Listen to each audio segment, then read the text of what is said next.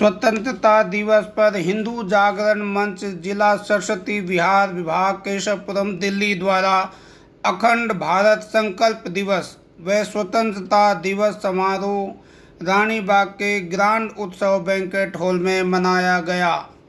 इस अवसर पर ध्वजारोहण में सैकड़ों की संख्या में गणमान्य लोग और क्षेत्रीय राष्ट्रवादी लोग एकत्रित हुए।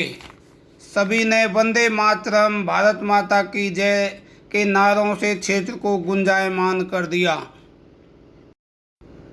इस अवसर पर ध्वजारोहण आरएसएस के सह प्रांत कार्य विनय जी के कर कमलों द्वारा किया गया।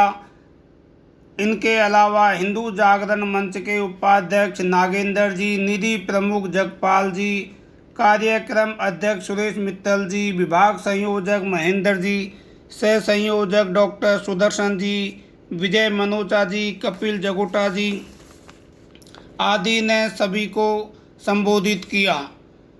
ध्वजारोहण के बाद अतिथियों का स्वागत किया गया। इस अवसर पर अनेक गणमान्य लोग उपस्थित थे। इस अवसर पर कार्यक्रम में 1947 से पहले जन्मे जितने भी बुजुर्ग थे उनका सम्मान किया गया। बच्चों, महिलाओं आदि ने बुजुर्गों पर फूल बरसाकर उनका आशीर्वाद लिया और उनका सम्मान किया। इस तरह से एक तरह से बुजुर्गों का सम्मान और युवाओं को, महिलाओं को, बच्चों को एक प्रेरणा मिलती है कि इन बुजुर्गों ने हमारे देश के जब स्वतंत्रता संग्राम था उसमें भी बढ़ चढ़कर भाग लिया और उनसे आज प्रेरणा हम सभी लोग ले सकते हैं। बुजुर्गों ने अपने संस्मरण सुनाए कि किस तरह से आज़ादी के टाइम हमने वो दिन देखा है और हम उस चीज़ के गवाह हैं, उन बातों के, उन दृश्य के गवाह हैं कि किस तरह से देश में एक तरह से कत्लेआम किया गया और आज़ादी हमें किस बस बेस पे मिली थी। कार्यक्रम के शुभारंभ के अवसर पर दिनेश जी द्वारा मेरा रंग दे बसंती चोला, माँ रंग दे बसंती चोला गीत गाकर सभी को भाव विभोर और देशभक्ति में वातावरण बना दिया। वंदे मातरम, भारत माता की जय के बीच बीच में नारे लगाकर सभी में जोश और उत्साह का संचार हुआ। रानीबाग व आसपास पूरे जिले सरस्वती विहार से अनेक कार्यकर्तागण इस अवसर पर साथ में गीत गाकर एक तरह से वातावरण को देशभक्ति में बना रहे थे। इस कार्यक्रम के अंतर्गत रानीबाग नगर से और जिले में कई नए लोगों को जोड़ा गया, जिसमें वीरांगना से नीति शर्मा और जिले में अनेक कई महिलाओं को पदभार दिया गया, इनको अपनी जिम्मेदारी सौंपी गई, जिसका सभी ने स्वागत किया और समर्थन किया।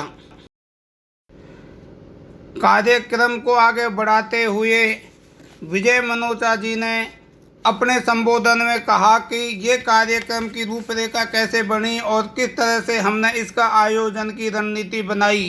क्षेत्र के अनेक गणमान्य लोगों को इसमें जोड़ा और हिंदू जागरण मंच के जो उद्देश्य हैं उनको समय समय पर हमने मंथली, मासिक कीर्तन किया, मंगलवार को क्षेत्र में जागरण किया और अनेक कई कार्यक्रम इसमें किए गए, जिसमें संतनगर चौक पर भी एक भारत संकल्प दिवस का आयोजन किया गया।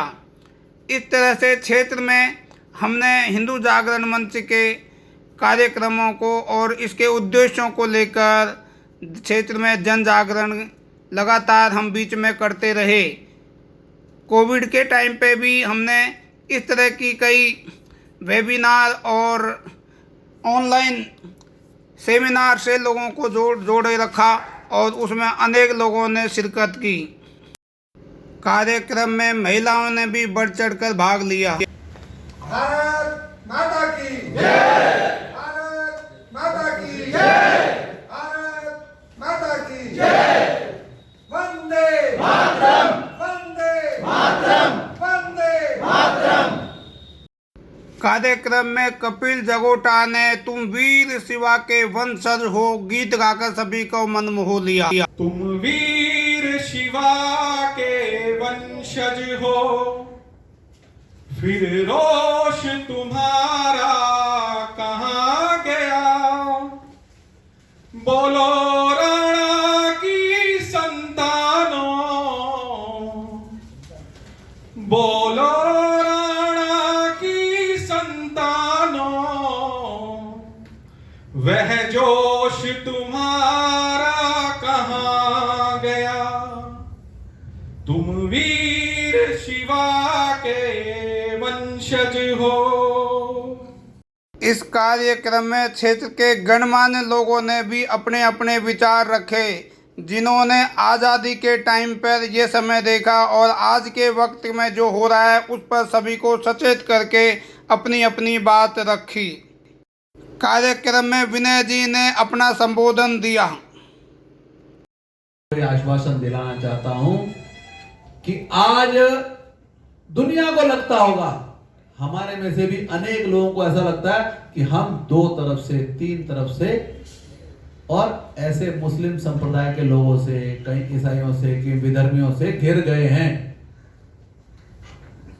हमें अपना दृष्टिकोण थोड़ा सा बड़ा करने की जरूरत है। हम तीन ओर से नहीं घिरे, वो चारों तरफ से हिंदुओं से घिरे हुए हैं। केवल अपनी सोच, अपना नजरिया बदलने की आवश्यकता है। ये आज का वर्तमान भारत है। आप ध्यान करिए, ऐसे अनेक देश, अनेक राष्ट्र जो हैं वो पूरे के पूरे परिवर्तित हो गए हैं। विधर्मी जहां पर घुसे वहां पर उन्होंने पूरे राष्ट्र को परिवर्तित कर दिया। यूनान, मिस्र, रोमा सब मिट गए जहां से, ये कहने की बात नहीं है। हजारों साल से यहां पर विधर्मी आ चुके हैं, रह रहे हैं, लेकिन इस देश को हिला नहीं सके। आज वर्तमान में आप देखिए, वो सचमुच में सहमे हैं, कंजर्वेटिव मोड में हैं। आज हिंदू चारों तरफ उत्साह से पूरे विश्व के अंदर अपनी बात रखता है।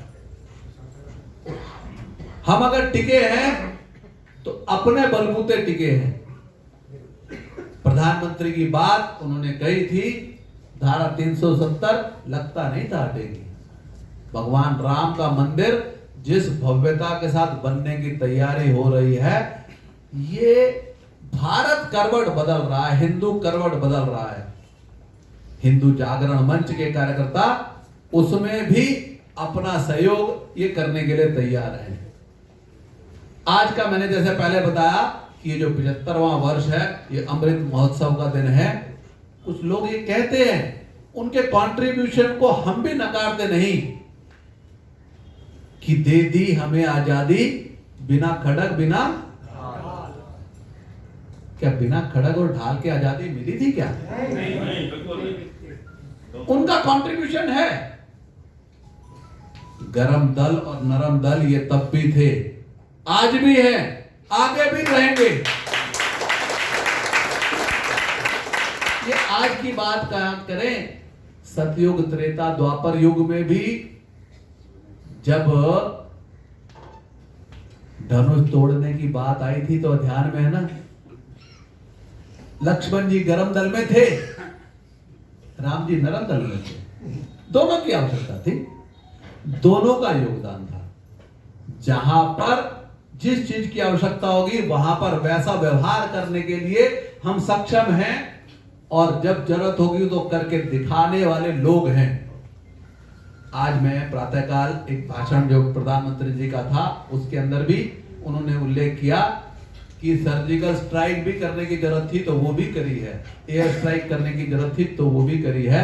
आगे भी सेना को और इसके अंदर भी बढ़ोतरी होने वाली है। ये अप्रत्यक्ष रूप से उन्होंने जो पड़ोसी राज्यों के अंदर जहां कुछ अदला बदली चलती रहती है ना, वो अफगानिस्तान को सपोर्ट करके हमारे को डिस्टेबलाइज करने की कोशिश कर रहे हैं, उनको भी एक संदेश, क्लियर संदेश दे सकने की स्थिति में आज भारत है। क्यों ऐसा संभव हो पाया? तो वहां पर वर्तमान में भी आज राष्ट्रीय स्वयंसेवक संघ का एक स्वयंसेवक, एक प्रचारक वहां पर और प्रधानमंत्री स्थान पर बैठा है। उसने आजादी के 75 वर्ष के अंदर केवल 4 लोगों को इसका और क्रेडिट या इसकी बात देने की बजाय ये जो अमृत महोत्सव है, इस दिन यानी आज के दिन महर्षि अरविंद घोष का भी आज जन्मदिन है, उनको भी याद करने की आवश्यकता है। हनुमान जी की हनुमान चालीसा हम बोलते हैं, तो संत तुलसीदास का भी आज जन्मदिन है, उनको भी याद करने की आवश्यकता है। एक पुरानी संत परंपरा हमारे देश के अंदर रही है। वो संत ज्ञानेश्वर भी थे, गुरु नानक देव जी महाराज भी हैं, गुरु अंगद देव जी हैं, सर्वस्व दानी गुरु तेग बहादुर जी महाराज, गुरु गोविंद सिंह जी महाराज, उनके 4 बच्चे। एक लंबी श्रृंखला है संतों की, जिन्होंने देश और समाज के लिए अपना सर्वस्व निछावर किया। उन्होंने शायद ना तो तलवार ली ना ढाल ली, लेकिन देश के लिए वो क्या कर सकते हैं, ऐसे समाज के अंदर अलग जगाने का काम ये हमेशा से संत परंपरा के ऐसे बहुत सारे हमारे देश के महानुभाव, ऐसे देश के संत ये करते रहे। आज दोबारा से याद करने की आवश्यकता ध्यान में आती है। केवल संत ही हुए क्या? केवल संत नहीं, आज का जो मेरे को विषय दिया गया उसमें ये बात नहीं है, लेकिन थोड़ी सी बात रखकर अपनी बात को मैं आगे बढ़ाता हूं।